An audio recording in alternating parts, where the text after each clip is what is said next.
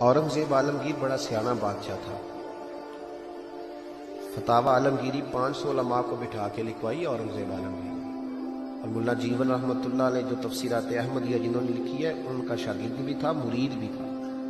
और हजरत मुल्ला जीवन रहमतुल्लाह अलैह फरमाते हैं, देखें किसी की साबका जिंदगी और है, लेकिन जब वो बदला तो फिर क्या बदला। फरमाने लगे कि एक दिन फजर की बारिश तेज हो रही थी तो मैं फजर की नमाज में लेट हो गया, तो मेरे दिल में अचानक ख्याल आया, पता नहीं को मस्जिद में आया भी होगा कि नहीं आया होगा, लेकिन फरमाते हैं जब मैं पहुंचा तो वक्त का बादशाह औरंगजेब आलमगीर मुझसे पहले पहुंचा हुआ। तो मैंने कहा बादशाह तू बगैर आज सिपाहियों के आ गया। कहने लगे मेरे दिल में ख्याल आया कि कहीं अल्लाह का घर सोना ना रह जाए। सिपाही भी नहीं चल रहे थे क्योंकि बारिश तेज थी। ये ज़ौक़। औरंगजेब के पास एक बंदा आ गया, कहने लगा बादशाह मैं मदारी हूं, बहरूपिया हूं, मैं रूप बदल के दिखाऊंगा तुझसे इनाम लूंगा। इसको आला हजरत ने लिखा है और भी कई लोगों ने लिखा है, रूप बदल के दिखाऊंगा तो इनाम लूंगा। औरंगजेब कहने लगा कि मुझे नहीं तू धोखा दे सकता, वो तो पाकिस्तान के बादशाह है ना, जिनको बाद में समझ आती है बना क्या है। कहते पता ही नहीं चला, तहकीक करेंगे तो पता करेंगे। फौरन कमेटी बन जाती है, फिर वो कमेटी किधर जाती है ये भी अल्लाह ही बेहतर जानता है, और किस खाते में कमेटी जाती है। औरंगजेब आलमगीर से कहने लगा मैं रूप बदल के दिखाऊंगा, अगर आप ना पहचान सके तो इनाम लूंगा। उसने कहा चलो ठीक है तजर्बा कर लो, मैं बड़ा इनाम दूंगा। औरंगजेब एक दिन सफर पे निकलने लगे जिहाद पे, तो फकीर आया करते थे बादशाहों से मांगने। उसने भी मुंह सारी मूंछें और दाढ़ी साफ कर ली और चेहरे पे स्याही मार ली, कपड़े फटे पुराने पहन लिए। बादशाह घोड़े पे गुजरने लगा तो भिखारियों ने अपने अपने प्याले आगे किए। उसने किसी को 5 रुपए दिए, किसी को 2 दिए। जब बहरूपी आया तो औरंगजेब ने 10 रुपए दिए। कहने लगा तेरे आने जाने का किराया मैंने तुझे पहचान लिया, कुछ करके आ अगर कुछ करना है तो। थोड़े दिन के बाद बादशाह ने कहा कि मैंने फौजी भर्ती करने, दौड़ लगाने वाले लड़के चाहिए। उसने भी जरा मूछें बड़ी कर ली और लड़कों के बीच दौड़ लगाने लगा। बादशाह ने कहा वो जो नौजवान दौड़ रहा है उसे बुलाओ। उसको बुलाया तो कहने लगा ये 10 रुपए ले, तेरे आने जाने का किराया मैंने पहचान लिया।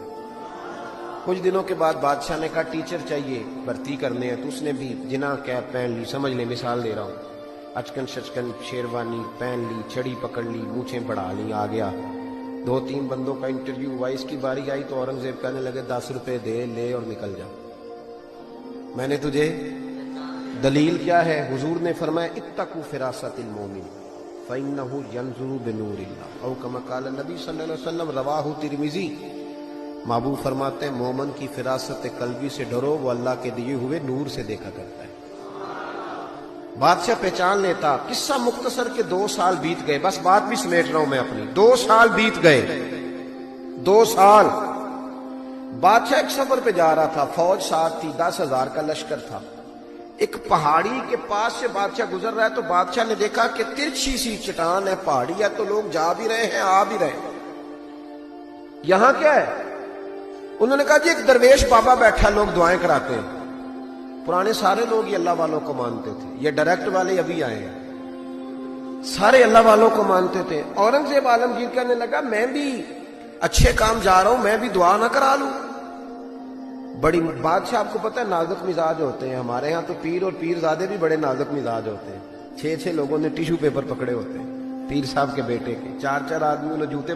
फिर ये शहजादा कैसे जिहाद करेगा? इसीलिए इसको थोड़ी सी गर्मी लगती है तो फटाफट मान जाता है, किसी मैदान में खड़ा नहीं रह सकता, इसके लिए मुश्किल होता है। आमदाम बरसरे मतलब वो बादशाह बड़ी मुश्किल से, बूढ़ा भी हो गया, नाजुक मिजाज भी था, ऊपर चढ़ा पहाड़ी पे। जब ऊपर गया तो पूछा जनाब मिलना है पीर साहब से? उन्होंने कहा लाइन लगी हुई है, तू भी लाइन में लग जा।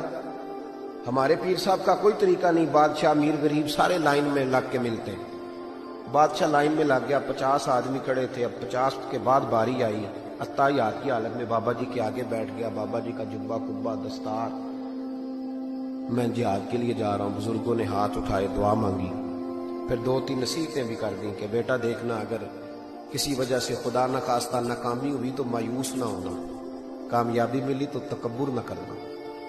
और थपकी दी। बादशाह उल्टे कदम जब गार से नीचे उतरा तो पल्लू झाड़ के खड़ा हो गया। कहने लगा आज नहीं ना पहचाना तूने, ला मेरा इनाम, आज ही ना पहचाना। बादशाह कहने लगा आज तो मरवा दिया यार तूने, कहां मैं चढ़ा कहां मैं रुका, थक गया, गर्मी कितनी है। बहरहाल मजा आया। औरंगजेब को धोखा दिया, मजा तेरा पूरा आया, बता तू क्या लेगा। हीरे जब सबसे कीमती होते थे ना, वो बादशाह अपने ताज में लगवाया करते थे।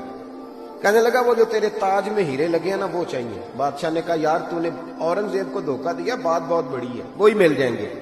उसने ताज उतार के बहरूपिये के कदमों में रखा और कहने लगा ये तो तूने मांगा है ना, मैं जिहाद से वापस आता हूं तो दोबारा आना, अपनी मर्जी से भी तुझे दूंगा, तूने हद कर दी।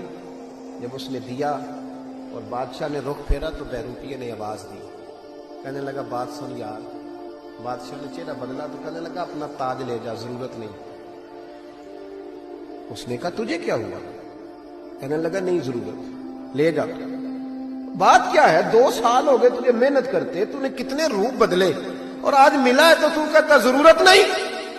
बहरूपिया रो पड़ा और कहने लगा बादशाह मैंने अपने नबी पाक का लिबास ना झूठ मूठ पहना है, झूठ मूठ की पगड़ी, लोगों की जेबों पे डाका डालने के लिए झूठ मूठ की दाढ़ी, झूठ मूठ हुजूर का लिबास पहना झूठा। और तेरे जैसे बादशाहों के ताज मेरे कदमों में आ गए हैं। अगर मैं सचमुच रसूलुल्लाह का गुलाम बनूंगा तो अल्लाह कितनी शान अता फरमाए, सचमुच बनूंगा तो रब क्या देगा। बहलते किस जगह जी अपना बहलाने कहां जाते, तेरी महफिल से उठकर तेरे दीवाने कहां जाते। खुदा का शुक्र शम्मा रुख लिए आए हो महफिल में, अगर पर्दों में छुपे रहते तो परवाने कहां जाते। खुदा आबाद रखे सिलसिला ये तेरी निस्बत का, वगरना हम भरी दुनिया में पहचाने कहां जाते। और आला हजरत फरमाने लगे फरिश्ते भी करते हैं ताजीम मेरी, फिदा हो के उन पर ये इज्जत मिली है। इज्जतें दरवाजा रसूल पे हैं।